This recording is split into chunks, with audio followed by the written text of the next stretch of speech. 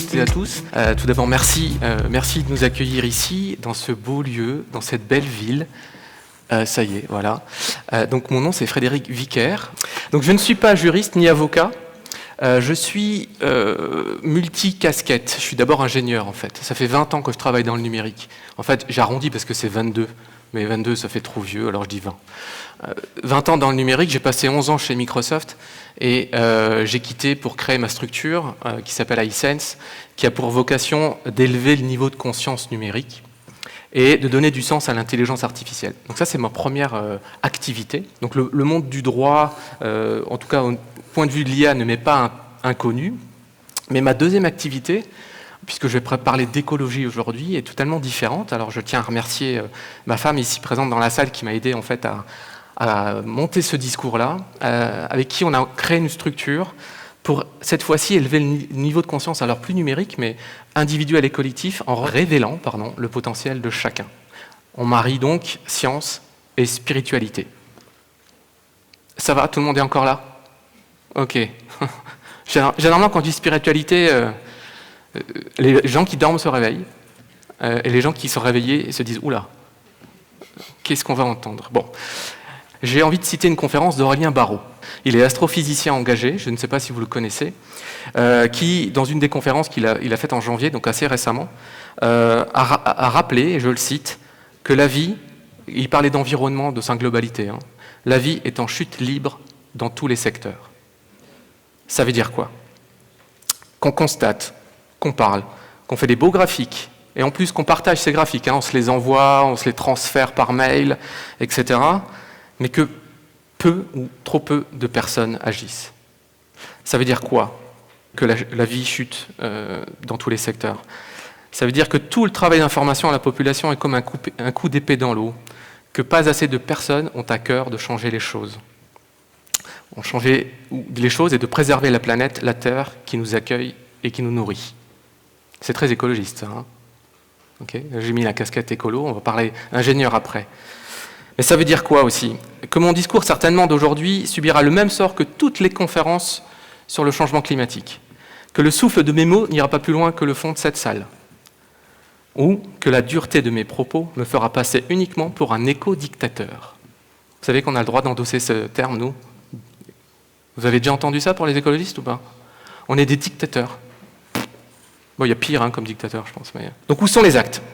Concrètement, ça donne quoi quand on s'engage réellement dans un projet pour que le numérique ne soit plus montré du doigt, mais qu'il soit intelligemment, on verra peut-être avec l'intelligence artificielle, intelligemment utilisé pour nous aider à vivre enfin en symbiose avec la nature. Je ne pense pas que ça soit antinomique.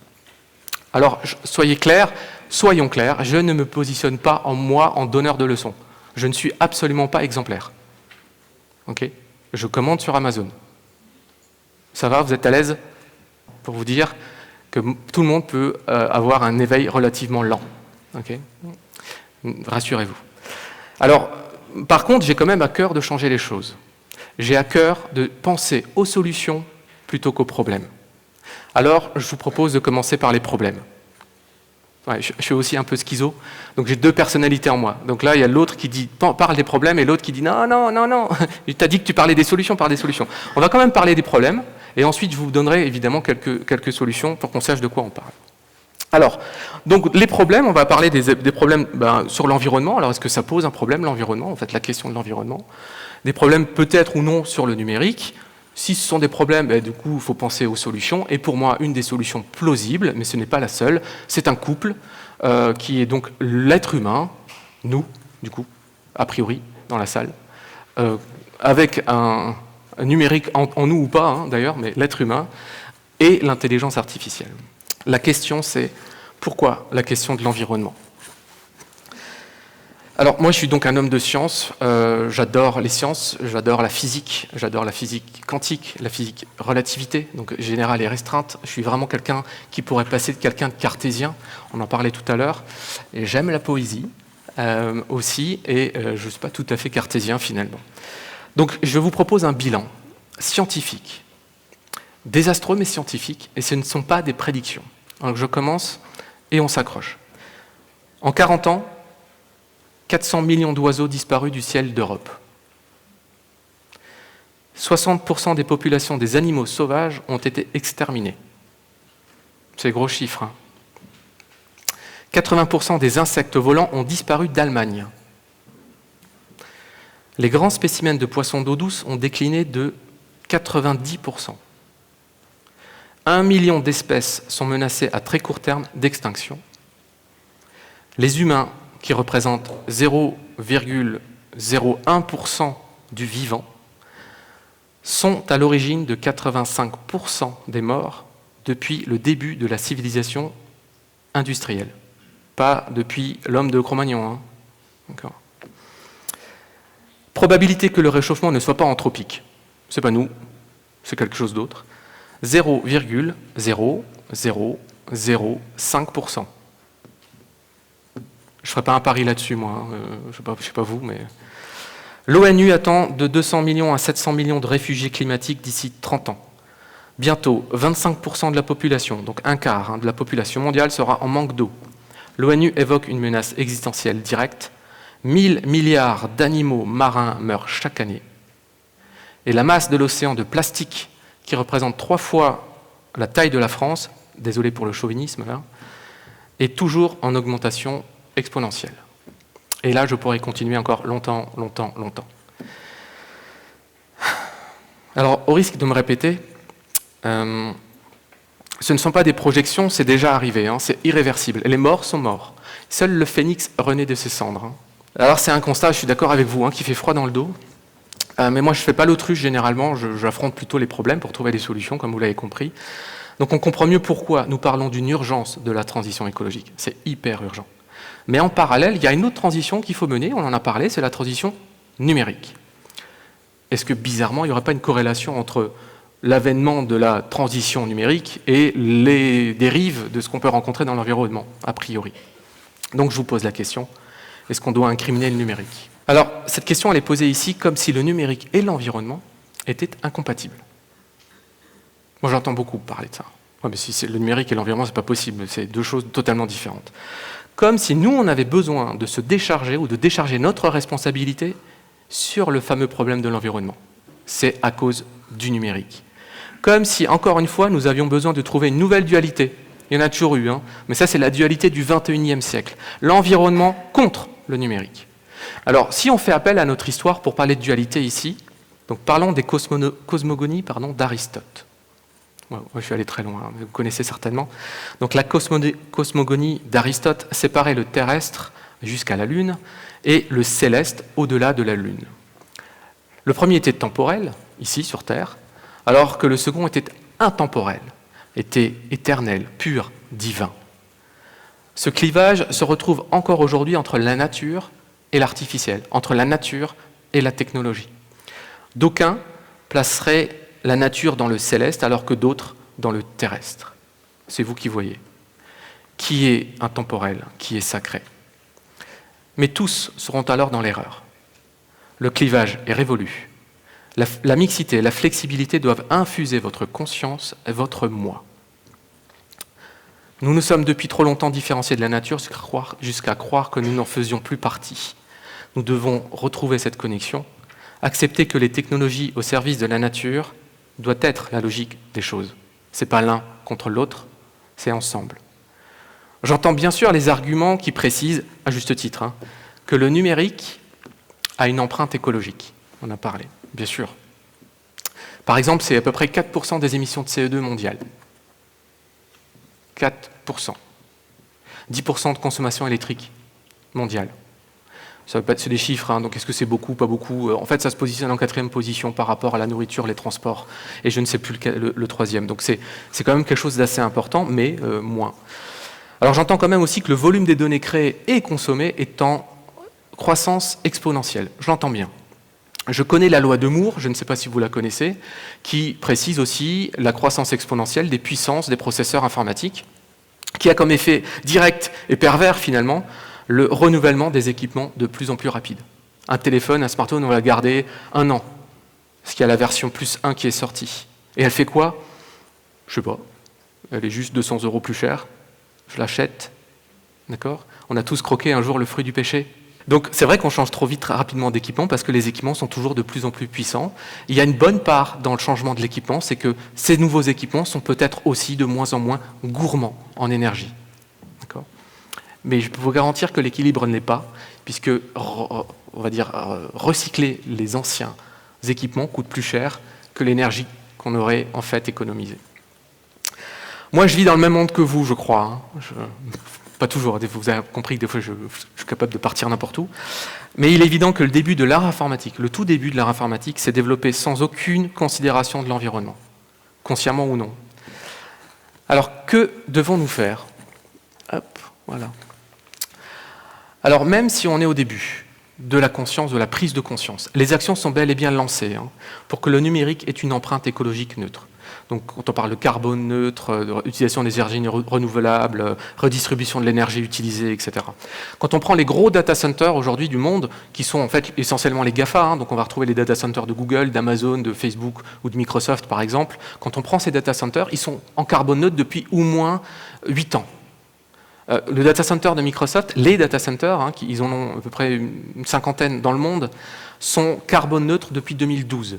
Et bizarrement, au moment où on a écrit ces lignes, donc hier, pour rien ne vous cacher, Microsoft annonce qu'ils vont être en empreinte carbone négatif d'ici 10 ans, donc d'ici 2030. Et j'ai donc écrit que nous pouvons faire le pari que dans une décennie, ça tombait bien, on sera donc à l'équilibre. Donc on peut être sûr que ces géants du numérique vont tout faire pour avoir une empreinte carbone neutre, voire du coup même négative, ce qui est plutôt bon signe.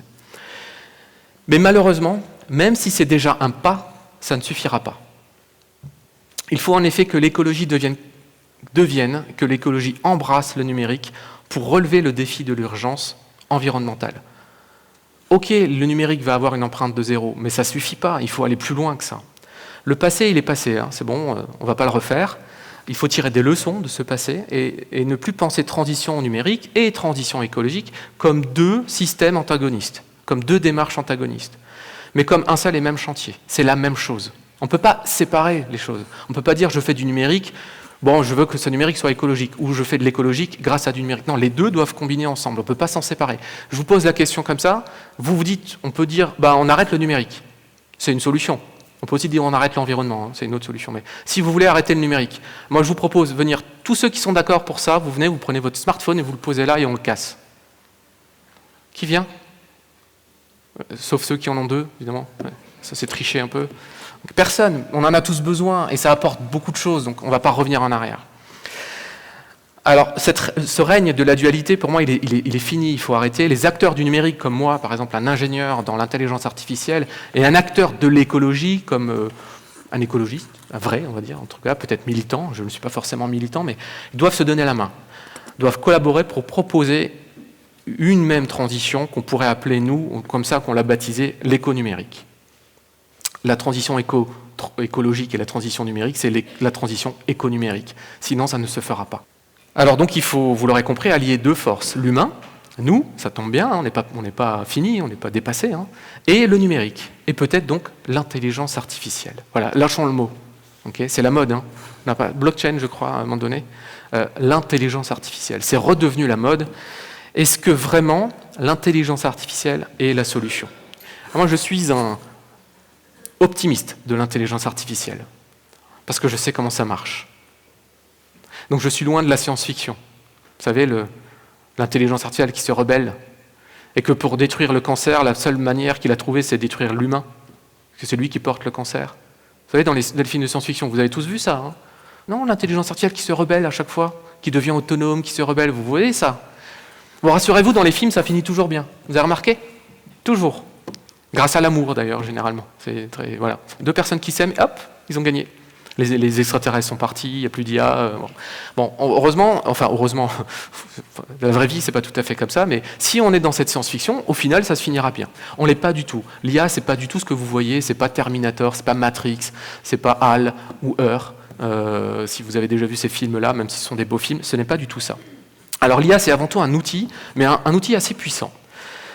J'aime aussi rappeler une phrase que j'aime beaucoup de Paul Valéry, qui est un poète, qui disait « L'homme sait généralement ce qu'il fait, mais ne sait jamais ce que fait ce qu'il fait. » Vous avez 2 heures.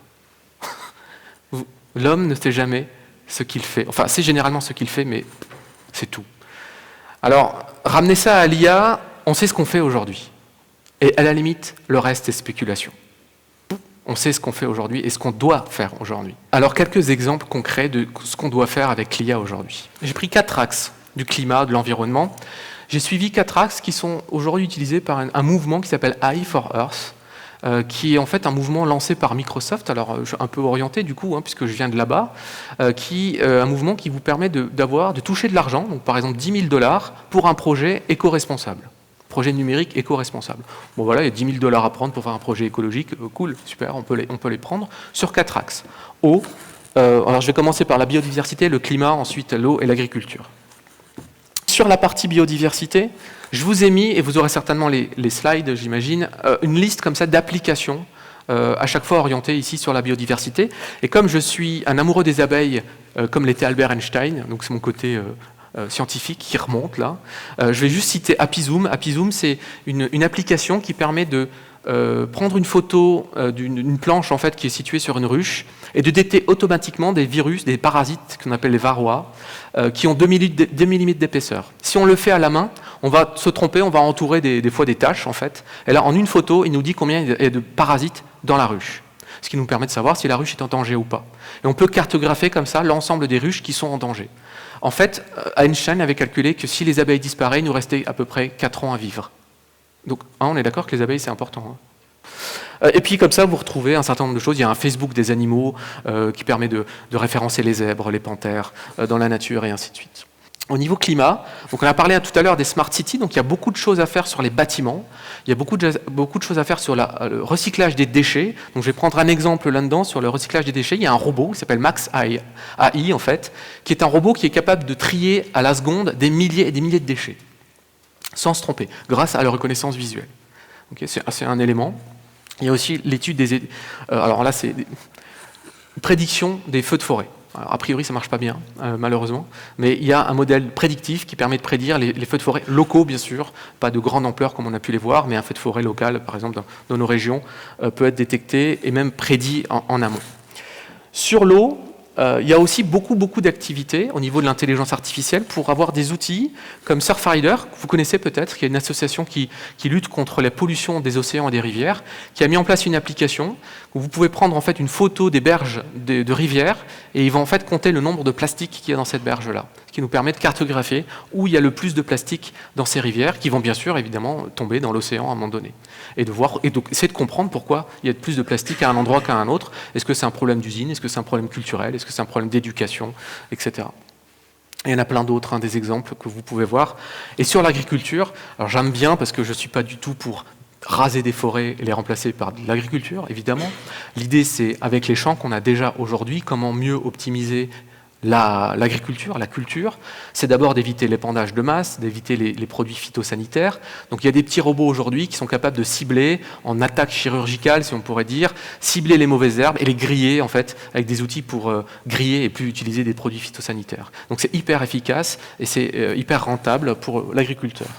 Et enfin, on vit pas tous à la campagne, on a la chance, nous, d'y vivre, mais il y a beaucoup de gens qui vivent en ville, et quand on leur dit faites pousser vos légumes et vos fruits, ouais, dans mon jardin, sur mon balcon, c'est pas possible. Donc il existe l'hydroponie, qui est en fait la possibilité de faire une culture hors sol. Le problème de cette culture demande beaucoup d'eau, beaucoup de lumière, beaucoup d'électricité. Et avec l'intelligence artificielle, on va pouvoir optimiser la quantité d'eau, la quantité de lumière ou la quantité d'électricité à utiliser, de chauffage, pour optimiser la culture hors sol. Et donc ça va pouvoir commencer à se démocratiser. Et j'espère qu'un jour, à Bruxelles, il y aura plein de gens qui font de l'hydroponie chez eux, à la maison, dans leur baignoire. Voilà, alors il me reste quelques secondes. Donc l'intelligence artificielle, donc c'est quelques exemples. Donc j'entends bien aussi, on me rétorque souvent, oui, mais alors l'IA c'est bien, mais c'est consommatrice de données, c'est consommatrice de puissance de calcul, donc tous les deux sont énergivores, donc c'est pas du tout rentable. C'est vrai que l'IA aujourd'hui est énergivore. mais c'est parce qu'elle est mal utilisée, parce qu'elle est utilisée juste à des fins commerciales, et donc il faut tout le temps, tout optimiser. Je peux vous garantir qu'il existe des modèles mathématiques et scientifiques qui ne demandent pas beaucoup de données, voire peu de puissance de calcul. Il y a des modèles même physiques, de synchronicité ou de rétrocausalité qui existent, qui nous permettent de faire des modèles moins gourmands. Donc on peut confier ça à l'IA si on fait correctement de l'intelligence artificielle. Comme on peut confier ces données au cloud si le cloud utilise de l'énergie propre, comme on pourrait utiliser une voiture électrique si cette électricité est propre, d'accord, et pas issue du charbon. Donc je termine juste par une conclusion. Vous savez ce qui me choque profondément ? C'est qu'on soit encore à cette date en train de tergiverser sur ces problématiques-là, alors que nous devrions tous être dans le changement, dans le mouvement, et en résumé dans la vie. L'action et non la procrastination, vous savez, c'est demain. L'être et non l'avoir. Car à force d'accumuler des biens matériels, ou même des fichiers, ou des photos que vous mettez sur le cloud, des photos que vous ne regardez plus, il y a des gigas de photos qu'on ne regarde jamais. On est d'accord avec ça. Donc on stocke ça dans le cloud. Nos enfants, bientôt, n'auront plus d'autre choix que de contempler une nature morte ou de se plonger virtuellement dans un monde qui leur semblera d'une beauté et d'une richesse sans pareil. Ce monde, nous avons, nous, la chance d'y vivre réellement. Alors changeons notre manière de consommer, notre manière d'être, pour que l'avenir soit synonyme de collaboration avec ces fameux outils que nous avons créés et qui sont aujourd'hui décriés. Faites en sorte que les outils qui ont demandé des vies de travail nous rendent aujourd'hui honneur en nous assistant dans la préservation de notre environnement et faire perdurer la vie sur notre belle planète. Cet outil fabuleux, ça peut être l'intelligence artificielle ou non, mais certainement l'IA. Alors il est l'heure d'élever nos consciences pour agir de façon collective, d'arrêter de vivre avec notre petit moi. Vous savez, celui qui se nourrit de satisfaction, mon confort personnel, je veux rien d'autre. Celui-ci, là, vous le connaissez, je pense, tout le monde la connaît. Nous avons la chance de vivre cette période parce que nous pouvons tout réinventer. Franchement, c'est triste ce qui se passe, mais c'est en même temps enrichissant parce que c'est à nous de tout réinventer. C'est quand même beau, ça. Ça, c'est le créatif ingénieur qui parle. On peut tout réinventer, ça, c'est top. Alors, soyez les acteurs de ce changement, devenez les futurs Einstein, si vous voulez, ou Gandhi, ou juste un parent conscient qui est conscient et qui impulse l'axiome de l'éco-numérique. Acceptez ça, ressentez et agissez, mais maintenant. Merci.